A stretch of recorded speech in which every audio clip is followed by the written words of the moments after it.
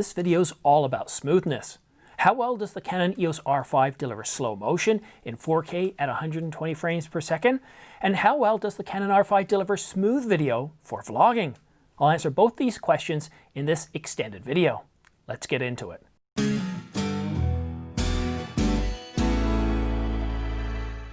Hi, I'm Simon. Thanks for tuning into The Ordinary Filmmaker. If you're new here, subscribe to get notification of new videos like this one so you don't miss out on any news. And all the links to everything I talk about in this video, including gear discussed and the Canon EOS R5 contest giveaway, those details are placed in the description down below, along with my affiliate links, which help support this channel. So if you're looking to buy gear or accessories, please consider using the links down below to help support this channel. Well, I've had a really good day. I started my day off with a bike ride at the crack of dawn, going along the rural trails here in Ontario. It's sunny, around 70 degrees, and I captured some great video. But once again, my memory got in the way, and I forgot to bring along my shotgun mic. Perhaps I'll just delete the audio and make the scene instrumental. This is for my run and gun, my family stuff. But what do you think? Looks pretty good, doesn't it? Well, just after we got home, the clouds opened up just like yesterday. Then, after about 45 minutes of rain, they cleared up, leaving us with rich blue skies once again. Now, since we got out early, I still had the afternoon ahead of me. So I was looking for ideas for my next video, and nothing came to me all morning because I'm always thinking about this stuff. There wasn't any news, but I did come across this video just published by Gregg, showing off the slow motion capabilities of the Nikon Z6. You should really check out his video. I really do like the Nikon Z6. It's a good camera, it's got good capabilities. It's just a wonderful camera. But after watching Peter's video, I knew what I wanted to do next. I wanted to show you the R5 slow motion capabilities and introduce the segment while vlogging. I know what you're thinking, but Simon, you're here in the studio. What happened to vlogging? Did things go as planned or not go as planned? Well, no. Things rarely ever go as planned, and the point of having a plan is to know that when you're going off it, you need to stop and maybe circle the wagons a little bit. But I am very happy with the results. The trail I used is tree covered. It's a beautiful trail, but there are zones where there's plenty of light coming through, providing challenges for the ordinary filmmaker. True, I should have just walked back and forth in the shady parts, but I wanted you to see what would happen to exposure if I didn't. And you're not shooting in 10-bit, so you can learn from me and not make the same mistakes. Can the Canon EOS R5 produce the same smooth video that we've come to see with small sensor cameras like the GH5 and still maintain focus lock? What could possibly go wrong? Let's have a look. One thing I can tell you is that the R5 isn't a light camera, and with a 24-105 and a full-size tripod, that makes this a little bit challenging, so I'm not going to be walking all that fast. Also, I do have digital stabilization turned on. It's not in the enhanced mode, so I'm curious to test a couple of things here. How good is the R5 for vlogging? Now, I don't have huge guns, but some people out there do. Max Yuri, for example, would have no problem doing vlogging with the R5. And I think Casey from Camera Conspiracies could do quite well with this camera as well. But the main reason I wanted to test this out here today is, well, I haven't been out on this trail for a long time.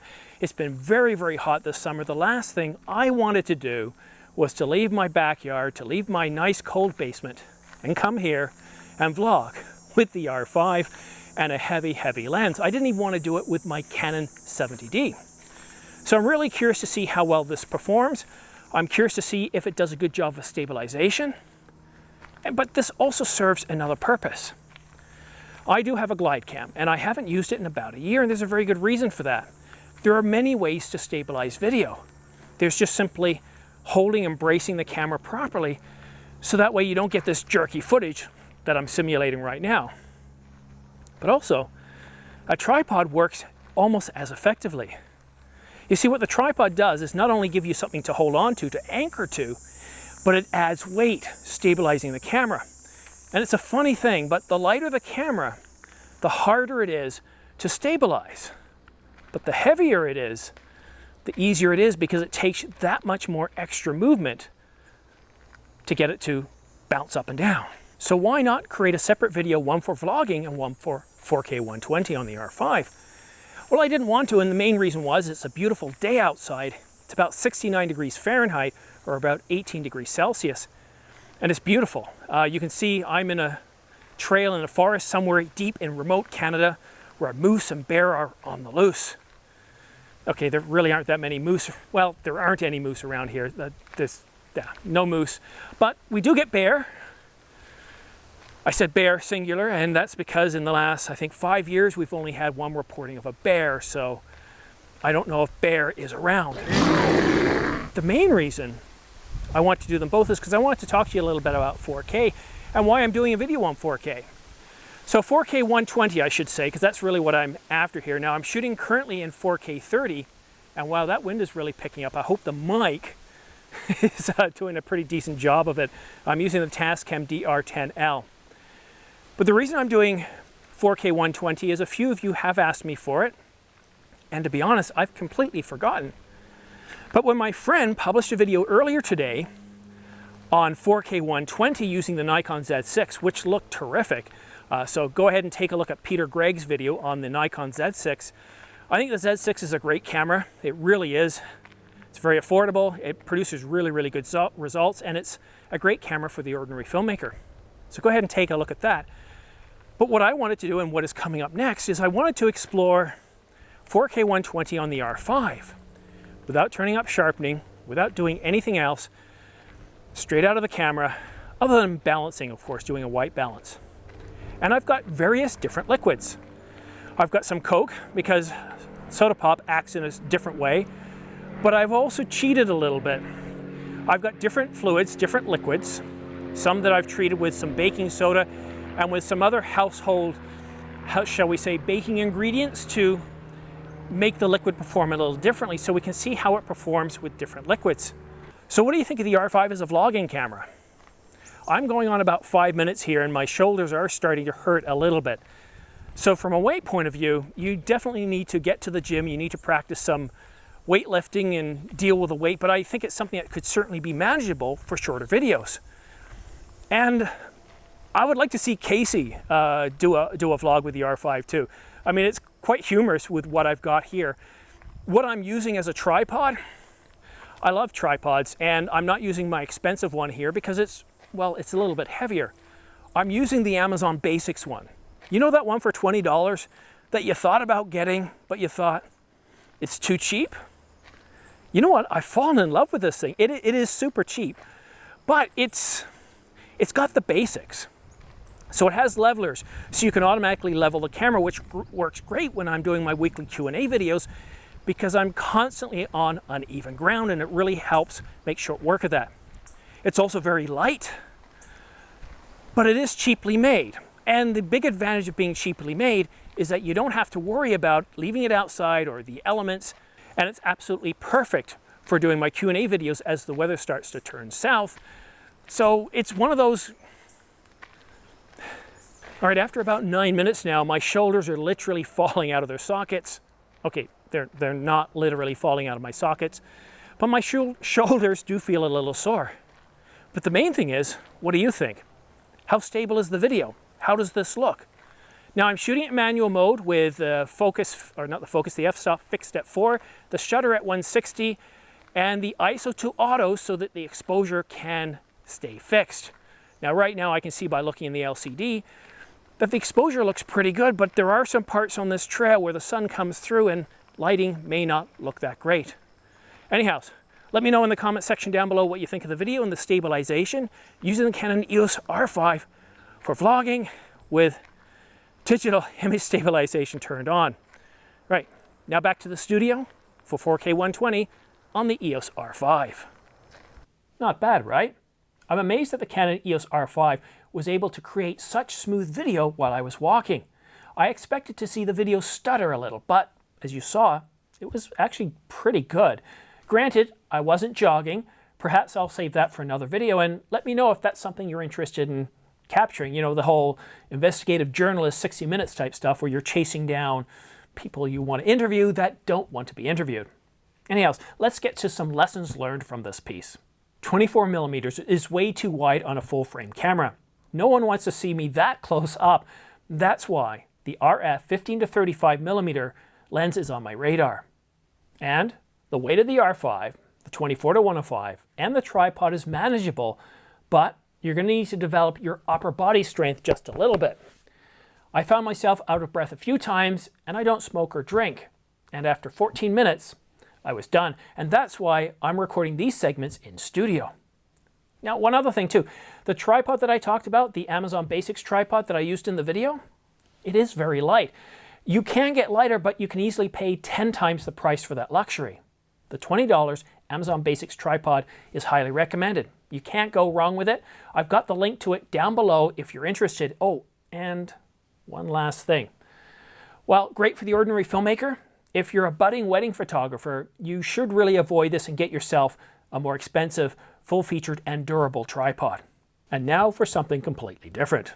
Let's move on to 4K slow motion at 120 frames per second, assuming that you already didn't jump to this chapter already. I've only used this mode once. You've asked me for samples, so I shot 3 segments for you today. Since they're long, I've set them to some lively and catchy music to keep you from chewing your arm off due to boredom. In the first scene, notice the ice falling, hitting the edge of the glass and chipping off. The second segment has a low viscosity liquid.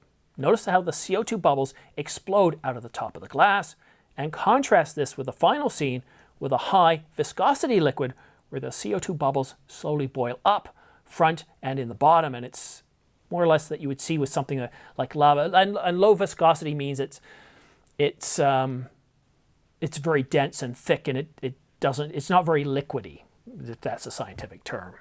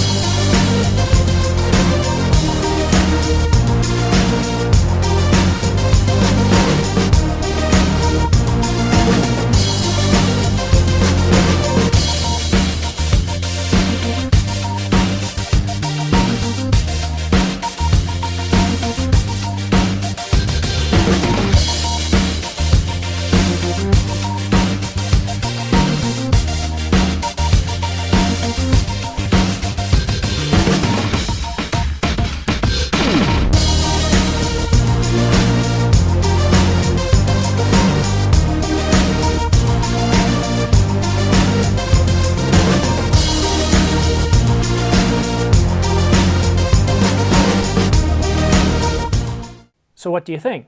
Did the quality of the slow motion captivate you? Or did you find it rather lacking compared to other cameras? Let me know in the comments section down below. So in this episode of Behind the Scenes, I'm going to talk to you about a couple of things. The first thing is the different modes that I was using. So what I'm shooting in now is 4K HQ or 4K 30. I'm pretty sure it's HQ. Did I forget to turn it on? Well, I'll let you know in the with the caption overlaid. And I shot that for about an hour before I shot the 4K 120. And I shot 2 videos. The first was 3.5 minutes long, and the second was 5.5 minutes long. Then about another hour or so of setting things up before I shot some more 4K HQ, and at not once did I get any overheating. Now, when shooting 8-bit, You really want to avoid those high contrast areas. That's another lesson learned that I had. And I kind of knew this going into this. If you notice some of the videos I shot a few weeks ago in my backyard, that high contrast between the high contrast lighting, it just doesn't work out very well. If you're shooting 8-bit, 10-bit, you can get away with it, but still it can be rather distracting. Also, storage. This 325 gigabyte CF card is nowhere near enough. I thought it might be, but I'm afraid I'm about to run out right now. And one last thing, lighting. I need your help. I really do. I'm not a lighting expert. I'm getting frustrated with my studio here. I want to tweak it a little bit. And I have already made some changes to this scene to sort of warm up the colors a little bit. The two front lenses that I'm using here, they're Godox LED lights, and they are set to, I think, 3300. But the front ring light is set to 5600, so it gives a bit more of a warmth. And the light behind me is still set to 5600, the one that's coming down on the top of my head. But I need your help. So if anybody's watching this is in the greater Toronto area, you understand how to set things up for YouTube, you know how to do lighting, please reach out to me.